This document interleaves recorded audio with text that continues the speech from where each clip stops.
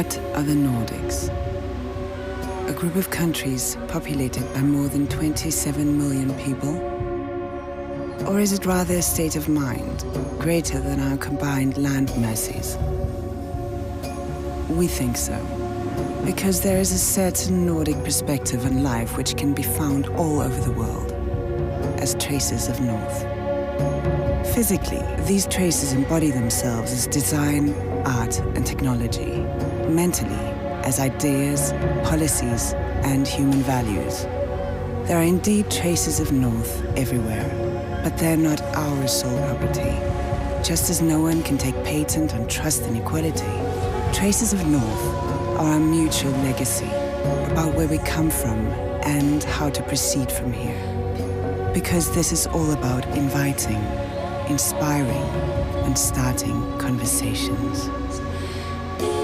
Okay, here we go. Hey there, everyone. I'm Don, Forster Professor Goway, and welcome to the Goway Pro Industry Insider webinar. Here from expert guests, including conservationists, explorers, tourism professionals, and everyday globetrotters to discover fascinating stories in the world of travel and be inspired to travel far and to travel often. Inspire, motivate, and educate. Goway Pro Industry Insider webinars. Now, for those that have been watching our webinars for a while, you've probably noticed a different background. For me, I look like I'm in a Stanley Kubrick sci-fi film. I'm actually in a spot in Mexico. I'm on holidays, but I'm coming to you from Mexico to speak to Christina Koontz from the Nordic. Is it Nordic organization, Nordic board? What's the actual title of who you represent? The Nordics is like a cooperation.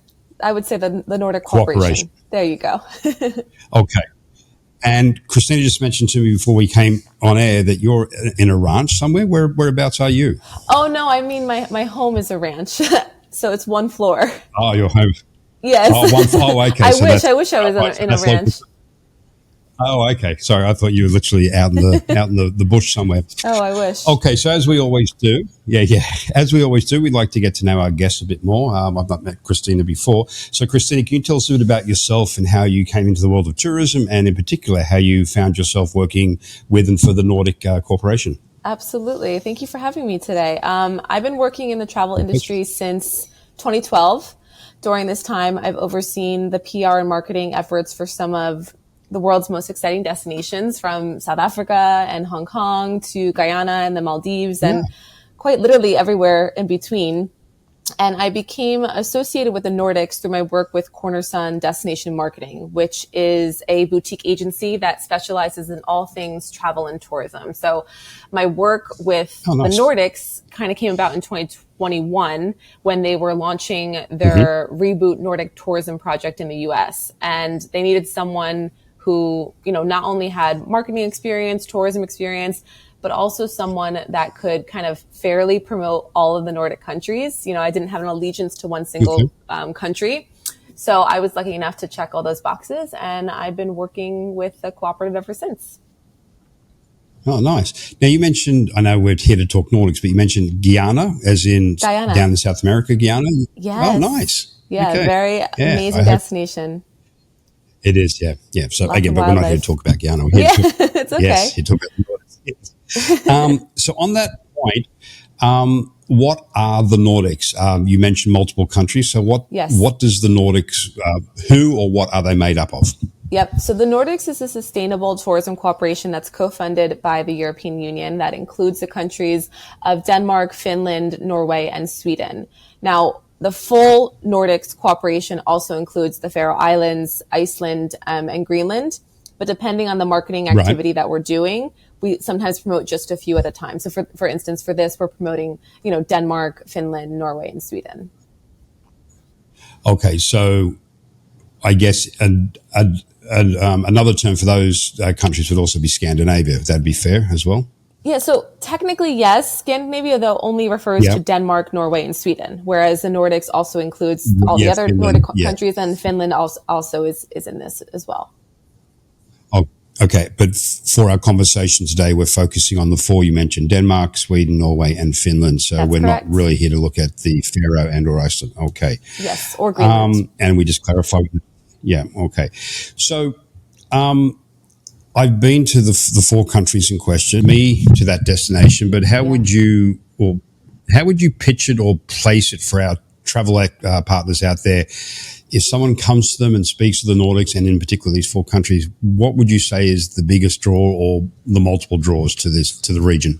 Well, I think that's where you hit it. I mean, it's the multiple draws. I mean, you've experienced it yourself, I'm sure. The Nordics really do have it all. And I know that says I'm a little biased, of course, I'm working with the cooperative, but, you know, they've got breathtaking landscapes, rich culture.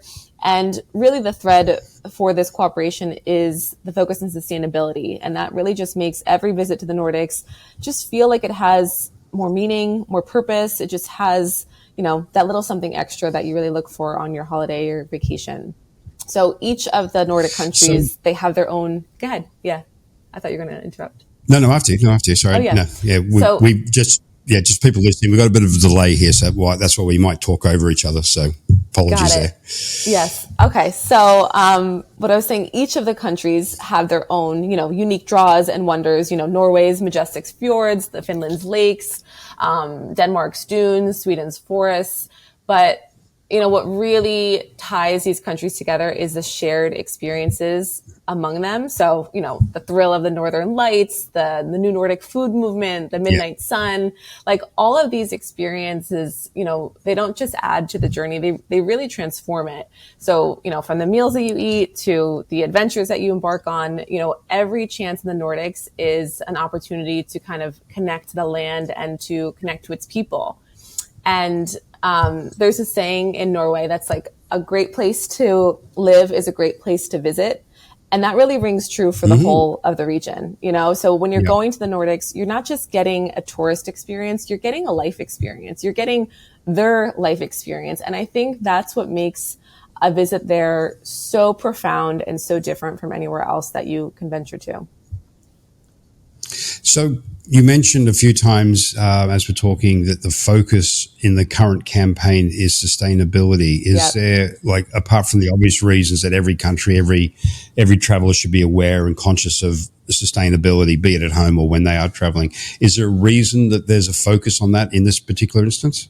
Yes. So this cooperation was actually kind of born out of the pandemic. So it was really created as a response to kind of drive, you know, tourism, not just to one of the Nordic countries, but all of them, realizing that they couldn't kind of reboot Nordic tourism to their individual countries and make a profound difference. So this cooperation has a focus on sustainability to be making sure you're driving, you know, visits to multiple countries in one visit. So you're not just going to Norway, you're tacking on, extending that stay. Right. You're staying, you know, longer in the countries, you're going off season, you're focusing on community initiatives and community-based tourism. So there's lots of easy ways. The Nordics, out of all the countries in the world, I think it's safe to say it's very easy to have a sustainable stay in the Nordics. But that is kind of how this was born, was just a response to the pandemic and trying to, reboot responsibly to the region. Well, I'm glad you clarified that, because I wasn't really sure of the angle that they were taking. But the points you bring up are very valid, in that the Nordic countries, all of them, but obviously the four in question here, are very forward thinking on the sustainability actions, be it for the local residents as well as tourism. So I like the fact that it's not just like, you know, pick up after yourself in general terms, but like visit multiple countries on the one stay. You don't need to go back multiple times, which of course you can do. And as you say, try and do as much as you can, linger longer, as we say here at Goway. Now, a question I asked, but I'll ask it to you again to pass on to our travel partners out there, is when I went in for the first time to the region, you know, like each country has its own identity, of course, has its own culture, but at the same time, they are lumped together as the Nordics and or Scandinavia. So a lot of people will go in the preconception that they may be very, very similar in culture and in things to see and do. Now, I know the answer to that, but I'm going to let you expose your opinion to our partners on that question. Are they all the same or very similar? They're so... kind of to my point earlier, I mean, there is a shared experiences that do kind of thread them all together, but uniquely they are so different. I was on a trip more recently to Finland and Norway, same time frame. So I was in Norway for a week and then Finland. and the experience is so vast, but the common denominator, if you will, is just the experience of being a great place to live and to feel like the people there are so connected to you. Like, Finland has all these different regions. There's Lakeland, there's the coast and archipelago, there's Helsinki, there's Lapland. The same with, Denmark. There's, the coastal areas, there's the city. There's just so much different experiences for each of them. Obviously, the Nordic cuisine. Yeah. I mean, even the cuisine from Norway to Finland is just so different. It's so unique. Yeah. So I think that you can have such a extremely different experience if you're kind of even connecting just a few countries in one trip. Like, you're not repeating the same experience in each of them. Yeah, and I think that's the important thing for our travel partners to know when they're speaking to their clients about this, that, as Christina says, there is a common thread because it is Nordic Scandinavian. There's commonalities as there is between the US and Canada, but each country and culture has its own distinct differences, which I've also seen firsthand, as Christina has as well. Yeah. So if we are talking about, a suggestion of, which is a smart suggestion regardless of sustainability aspects, but still a smart suggestion. If you go to Norway, you should really try and grab Sweden and or Finland and or Denmark, or in any combination, 2 of the 4, 3 of the 4, all 4 of them. So on the assumption we're talking to a client out there who wants to see all 4, is there any particular order or gateway that you would suggest people start their experience and finish their experience in?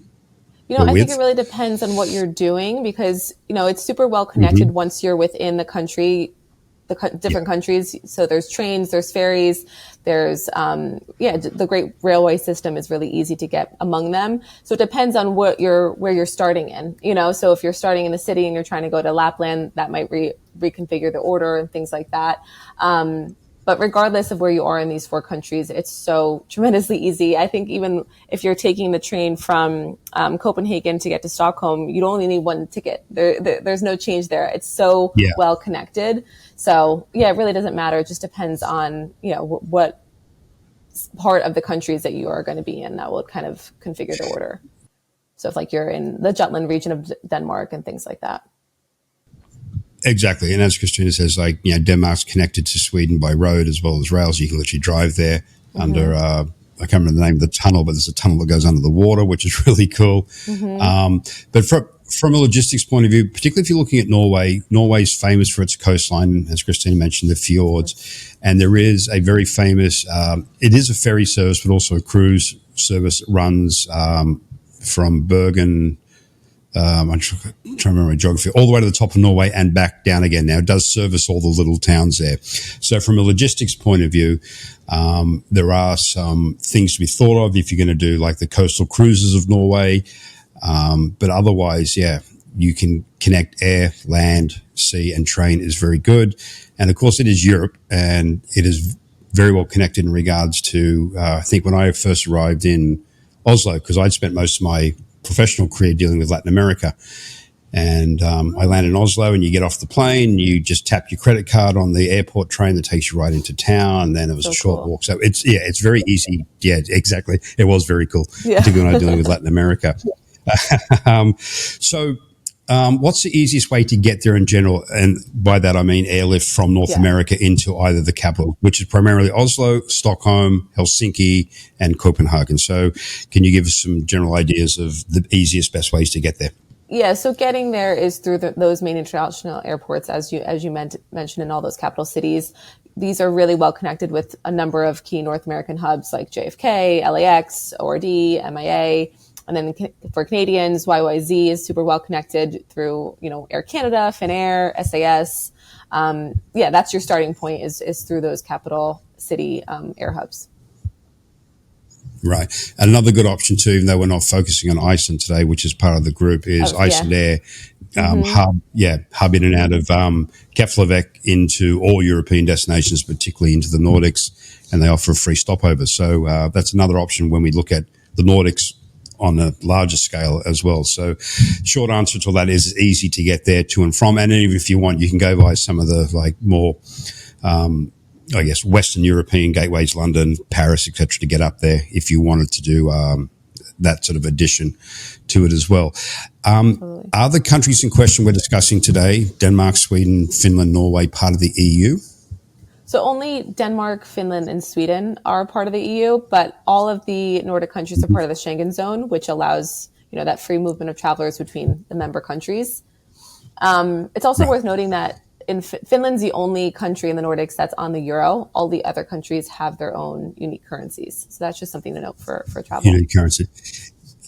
Okay, so on that note, if you are going to do a multiple journey, do you need to have the local, I think it's krona for both Sweden and Norway from memory.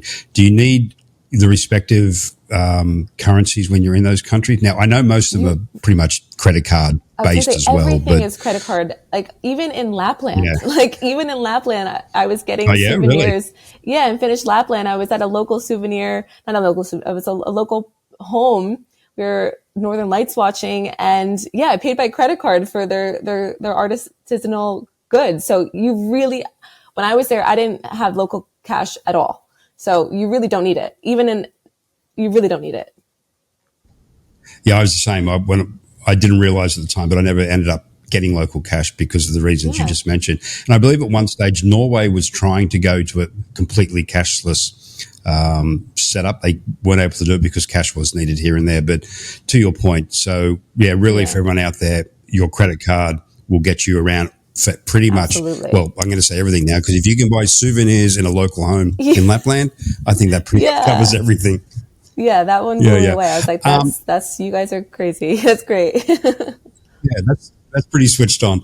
Yes. So you mentioned it's Schengen, which means once you land, you can move around. Now, I understand that coming up early New Year, and it's a phased-in thing, there's a new thing for Europe called ETIAS, which is, for want of a better term, it's a visa. Is that going to affect, or is Scandinavia stroke the Nordics part of that ETIAS new setup? To my knowledge, it's not. That travelers from the U.S. and Canada can still enter the Nordics without a visa or anything of the like for up to 90 days. So to my understanding. Okay. Yeah. Yeah, again, mine as well. So everyone out there listening, just keep an eye on that, because that is a changeable thing from, well, I'm going to term Western Europe as well. That is coming in, and it has changed a few times. It's supposed to come in last year. It's taken a long time. It's a big thing to do. So keep an eye out for that. So any European destination, keep an eye on that if you're booking one of your clients to there. You mentioned earlier on in your sort of overall introduction to the region, you mentioned the midnight sun and the northern lights. So that leads my question to, obviously, going in either it's the same winters and same seasons, winter and summer. There are things to see and do in both seasons, winter and summer, in all the Nordics, correct? Of course, absolutely. Yeah. I mean, yeah. Okay, so what would be the biggest attraction outside of a skier who wanted to go skiing somewhere? Is it the Northern Lights, do you think, for the Nordic countries in the wintertime? In the wintertime, I mean, it just depends. Obviously, I think everyone who goes in the wintertime is trying to go chase Northern Lights. And actually, it's worth noting that this year into 2026 is actually like peak solar activity. So I think it's like the highest solar activity, I think, in 11 years or over a decade.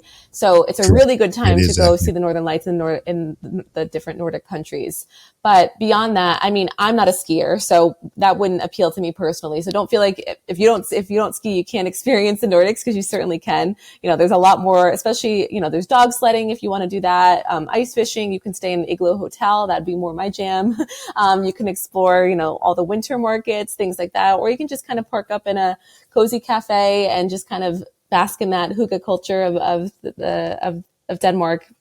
You really don't have to ski if that's not your preference. Again, I just like that's an obvious thought people would have. But to your point, there's a fantastic property in northern Finland and Lapland called Kakslautinen, which most people, if you don't know the name, you probably know the images. It's of the glass igloos where you can lie there at night, look at the sky, and often, if the season's right, and as you mentioned, Christina, there is a high solar activity at the moment. You can never guarantee nature, but pretty much you're going to see the Northern Lights, particularly up there. So for those interested too, Northern Lights viewing is better the further north you go. So northern Norway, northern Sweden, Lapland, Finland, etc. Exactly. I don't know this. This is a true question because I'm not sure of this. Can you? I'm sure you can at times, but if you're going to look for the Northern Lights, you really want to look at Norway, Sweden, and Finland. Can you see them from Denmark? No, not really. No, no. It's mostly that's the one thing. Yeah, Denmark's different from the other three that you'd be hard pressed to see the Northern Lights there. Yeah. Okay, so some just other general questions for our partners out there who may have these questions from their clients. For sure. I think I keep referring to Scandinavia. I think the Nordics have a reputation for safety, as in you will be safe when you travel. And I think as a female, you would support that statement that it's a safe region to travel in, be it a single traveler or be it in a group. Absolutely. I mean, they're consistently, ranked as among the safest places to be in the world. And that is what makes it such a great destination for solo travel, right? The people are so welcoming. You'll feel safe, whether, you can be a solo traveler there. I think that's, there's low crime rates. There's well-maintained infrastructure. I mean, everything's on your side in that regard. Absolutely. Right. And the region also has a reputation for being very open and accepting. So for any of our LGBTQ plus agencies out there and or travelers, is this a safe and also welcoming destination for that group of travelers? Absolutely. Beyond safe and beyond welcoming. There's so many festivals and things of that regard. Very, very inclusive destination across the whole region. Right. Yeah. Okay. On a similar cultural side, a lot of people would see the Nordics as they are very modern, switched on destinations. But there is also cultural experiences that can be had, particularly up in Lapland. Can you expand on some of those opportunities as well? Yeah. So I think one of the biggest, highlights of visiting the Nordics is connecting with indigenous communities, including the Sami people, which is in the north. Fun facts about the Sami people is they're actually Europe's only recognized indigenous group, and their territory expands across Norway, Sweden, Finland, and also Russia. So that's a really big draw for people who are trying to kind of, again, to my point earlier about connecting to the land and connecting to the people. This is a good opportunity to do that. So you can do things like visiting, their local villages. You can meet with, see how they do reindeer herding and that whole process. Or you can, participate in other like cultural activities like storytelling, arts and crafts, just kind of getting a glimpse into their worldview and their different customs. That's a great draw for people to connect more deeply to the destinations. Yeah, and again, that's sort of highly recommended. It's a bit of a hike, relatively speaking, because they are, again, compared to the US and Canada, they are small countries, and again, as we discussed, so easy to get around. But if you want to experience that, you need to head to the north. And most people, when they visit Finland, unfortunately, will only sort of hit Helsinki and move on. So getting north, be it summer or winter, yeah, exactly. Yeah, you need to get up there and see, the greater country of all three, for that matter, not just Finland. The Nordics have a reputation of being expensive. Is that still a fair statement for people who are planning their trips? This is really, it's more of a misconception than like a hard fact, which I think a lot of people kind of grab onto. Some things are very expensive, like alcohol, because it's like super regulated, or, hiring private drivers or guides because their wages are really good. But things like accommodations, flights, local transport, that's all typically cheaper than in North American cities. And there's also a lot of free stuff to do, and many Nordic cities offer like these city passes so that you can kind of get added savings for any attractions that do have entry fees. And then, of course, sustainable tourism, my plug for that is also encouraging ways to spend money in meaningful ways. So whether that's, buying local products or, staying in community lodges, these are all ways to kind of feel good about where your dollar is being spent. So if it is a little bit more expensive in some things, that it's going for a good place. Fair enough. Yeah, I must admit, I came across that in regards to the sort of the free access to certain museums and whatnot, but just also the encouragement. This is not really to do with costs per se, but just, I guess, is a modern day cultural thing. And particularly in Norway, I think it's a law or a rule, however you want to term it. I think in the summertime, everyone has to finish work at 4 because their winters are so long and so dark that during summer, they encourage their populations to get out and explore. And they encourage you to finish work, get out, go and spend time in the sunshine, spend time with your family. They're socialized governments, so they're very, you pay high taxes, but you get a lot back for it. And I think that extends to, as you mentioned, to, access and affordability to see and do things around all the respective countries. Excuse me. So I guess in the long run, as you mentioned, so after you, go on. No, please. I'm so sorry. No, I was going to say, so in the long run, from an expense point of view, some things may be higher, others are lower. So it sort of evens itself out would be the general advice partners could give to their clients. Absolutely. Absolutely. Okay.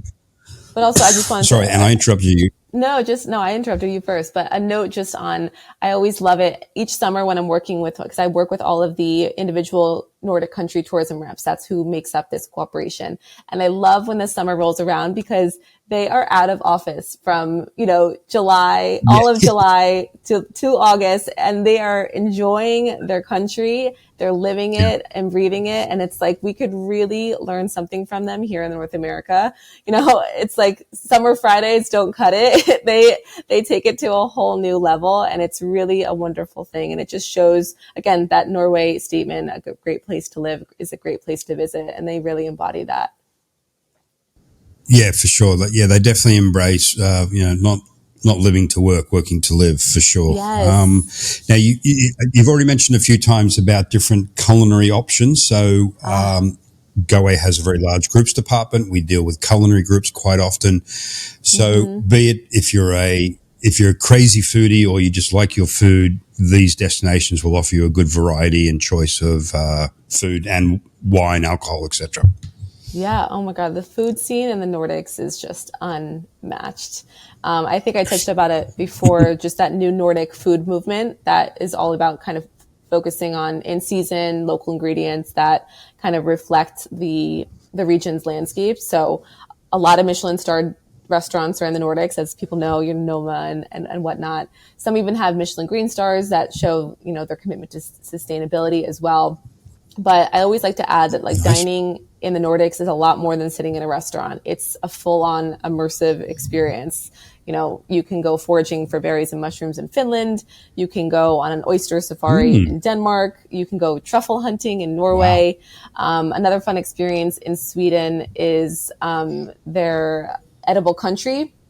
And it's basically this kind of DIY gourmet dining experience out in nature. So it's led by Michelin-starred chefs, and you basically pick all your ingredients and you together make this amazing epic meal that you have in some of Sweden's most gorgeous landscapes in the middle of a forest, by a lake, and etc. It's quite special. So, and drinking too as well. Norway is home to some really great craft cideries, which is really fun. And also, fun fact, people wouldn't know that Sweden and Denmark are also emerging wine regions. So you can do winery hopping in the Nordics. A lot of people, I think, would be surprised to know that. So southern Sweden and Denmark, different areas in Jutland, South Denmark as well.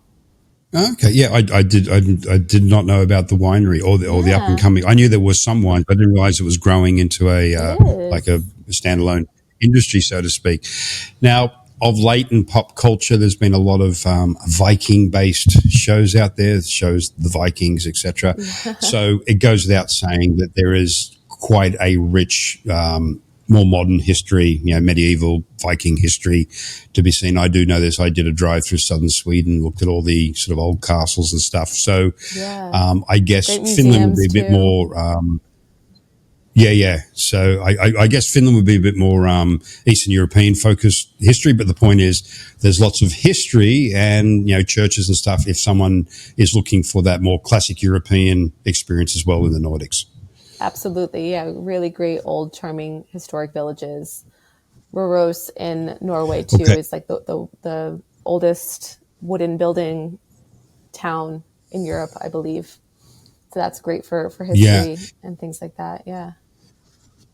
And on that point, in Oslo, who was Oslo? Yes, Oslo. Yes, it was Oslo. Yeah. They have two really good museums on the history side. One is, I think it's the Viking Ship Museum, and it has the only fully intact Viking vessel in that anywhere in the world at the moment, which I believe at the moment the actual museum is closed for the next couple of months. It's being renovated. But just down the road from that, I can't remember the name. It's a Norwegian name, but it's a museum which celebrates all the polar explorations, both Arctic and Antarctica. And it's got a full-size vessel inside it, which is one of the original polar exploration vessels. So that's an amazing thing on more modern history. Absolutely. Also has a castle which was occupied by the Nazis during World War II, because Norway was part of that. And probably one of the best museums I have ever seen is in Stockholm, and it's the Vasa Museum, which is the ship, it was launched in the harbour of Stockholm, tipped over when it was launched and sank, and it was recovered, I think, in the 90s maybe. So it's a full-size mid-15th century sailing vessel in a museum in Stockholm, which is stunning. So waxing lyrical about all that, my point is there's a lot of really cool history to learn about and literally physically see as well. As an extension to that, not so much a historical point of view, and I know Norway has this in abundance, but adventure-based activities such as trekking, climbing, rafting, fjord cruises, etc. Again, Norway, I think, is well known for that, but does that extend beyond Norway to the other Nordic countries in regards to adventure activities? Absolutely, all of it. I mean, you kind of cover your bases. You can even go scuba diving in the Nordics. So that's another one. You didn't get that one. I got you on that one. Yeah, you can do scuba diving, that one. No. Which is really great. Okay. And also, the region has its freedom to roam, policy that says, like, basically, if you do no harm, you can experience and enjoy Nordic nature to its full capacity, whether you're setting up a picnic or even sleeping out in nature. So that really kind of extends across the whole region to kind of enjoy the nature as it's intended. So for sure. Biking is really big in Denmark. You can kind of bike through their coastal villages that are kind of a little bit more off the beaten path. Finland, you can stay in like these kind of cool, you mentioned the igloo hotel, but there's all these other eco-friendly kind of cabins that are tucked away in the wilds. Norway has the fjords, of course, for wildlife. You can go glamping in Sweden. So it just depends on your level of adventure, right? So I might be more in the sustainable glamping camp, and someone else might be more in the, like, let's go hardcore, kayaking down the fjord and doing all that. So there's really something for everybody depending on what your level of adventure is. And I think that's, again, one of the big attractions of the region. There is something for everyone. And for those who may not know, that's what Goway specializes in, the FIT customized. So if you or your clients are looking for all high-end, all 3-star, all soft adventure, hard adventure, we can actually put that together for you. Or if you want a combination of all that you want to do, luxury for a while, then go hardcore for 3 or 4 days, trekking to Trollstung or something like that, the famous big rock that overlooks one of the fjords, anything like that, we can mix that up for you as well. Now, on that note, Christina, I did mention 3-star to 5-star. We've talked adventure. We haven't really touched on luxury. So can you, in a general sweeping statement, give us an idea of what accommodation levels are available, and if someone's looking for the more high-end, what is available? Yeah, it really depends. I mean, they don't really go by a star system. So sometimes people think that there is no 5-star in the Nordics, but it's just not the system that they have there. In all of the major cities, there's gorgeous, what I would qualify as 5-star hotels that are really more, boutique-y. They're not your standard international chains, which I think makes it all the more special. But I think when it comes into accommodations, what's so cool about the Nordics is just like, there's so many unique places to stay. So you define, what luxury is. To me, it's like staying in a bubble that's like overlooking a fjord. That sounds really luxurious to me. But you can stay in everything from like treehouse cabins to floating hotels. There's a number of floating hotels. Norway is best known for one of its. You have cozy lodges, historic castles. That's big in Denmark. You can stay in an ice hotel. There's really the creativity when it comes to accommodations. The Nordics is really, really unmatched. But also what makes these accommodations so special is how they're built with sustainability in mind. They use things like renewable energy. They use locally sourced foods. And they all kind of have these designs that are kind of embedded into the natural surroundings. Like Arctic Bath in Sweden is a really good example of that, really just embodying the natural surroundings. And it has connected to the lake as well. And it's just really stunning and architecturally, it's profound. Wonderful. Yeah. So I guess the short answer to all that is there is something for everyone, be it from glamping, camping, all the way up to the Yes. to the luxury. I know it sounds the luxury levels. cliche to say like, okay, it's for everybody, but there is the benefit of having, for the purpose of this conversation, 4 countries in one, that you can do so much because each one has their own unique highlights. So I stand by it of saying that you can do, there's something for everybody. Not every country can say that. And I think the Nordics really, really can, culinary, culture, adventure, outdoors. It really checks all of the different boxes.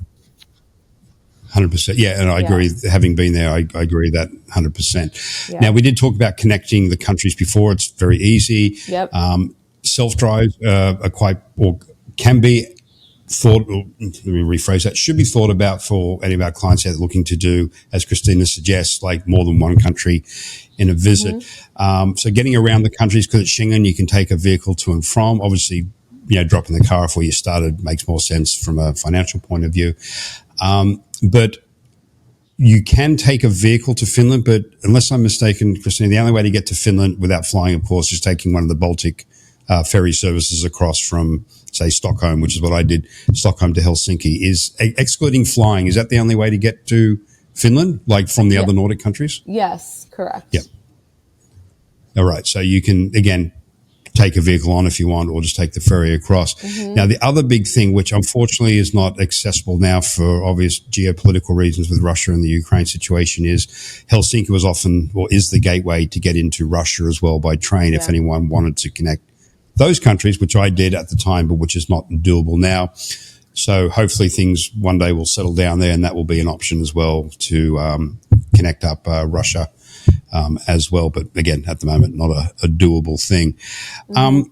So with everything we discussed, and in your role representing the Nordic Corporation, other than the sustainability focus which you're running with now, is there anything new and exciting on the horizon for one or all the 4 Nordics we've discussed, or the Nordics en masse coming up in the future?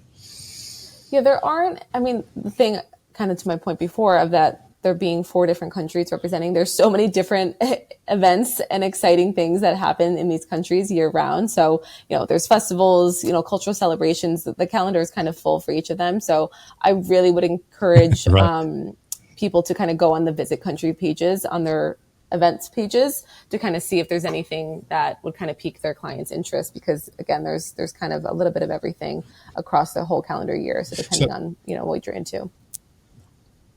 So taking a step back, if people are looking for information on each particular country, is there a website? Is your website like a gateway to them, or do they need to go to Visit Norway visits? So in what? So it's go to your website Nordics first? Yeah, the Nordics.travel is the website. Mm-hmm. And that has links to all of the, trade resources for each of the individual countries. So you can go there as your one-stop shop, and then you can kind of go from there. And it also has all of the contact information for each of the country representatives. So for Visit Denmark's country rep is on there. So if you want to connect to them, but I always encourage people to kind of, if they're working on, trying to get information from multiple countries, they can contact me, and then I can kind of connect them as needed to whether that's a local DMC or things like that. Like, I can go from there. Okay. So that was my next question.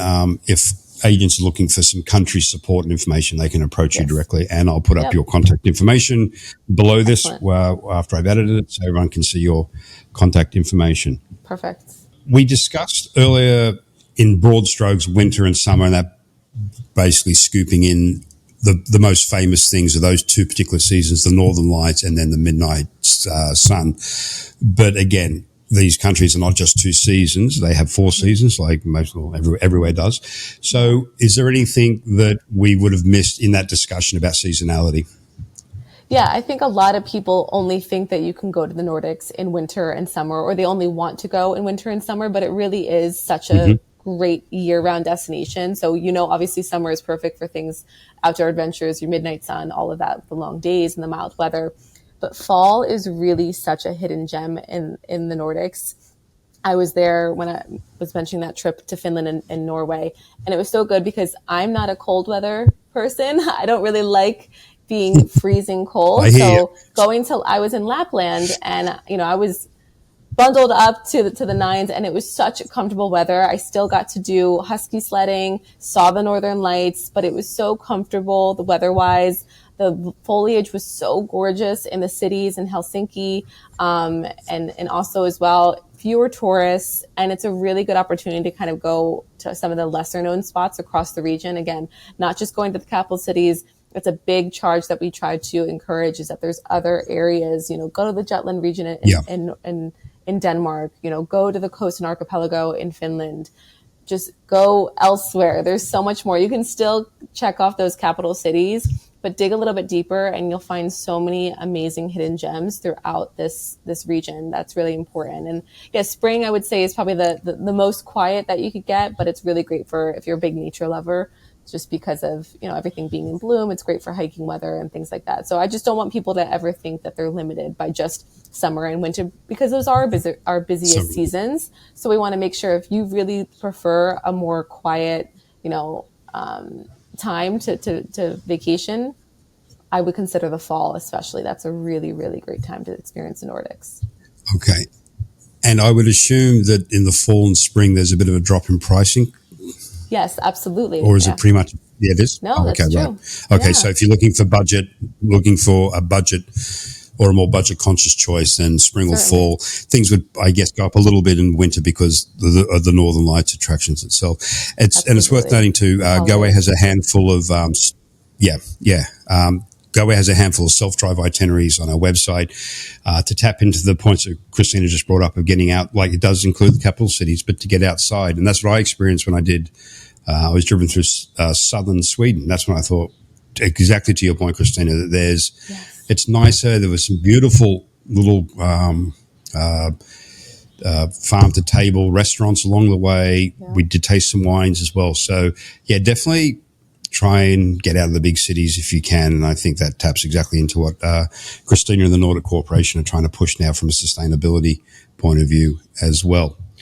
Okay, so on that note, I think we've covered 4 big countries relatively in a small period of time, but I think we've covered all the important points for our travel partners that they would need to know when speaking to their clients in regards to travel to them. And remember, there are a couple of other Nordics within the family, the Faroe, Greenland, which is an up-and-comer as well, and of course, Iceland.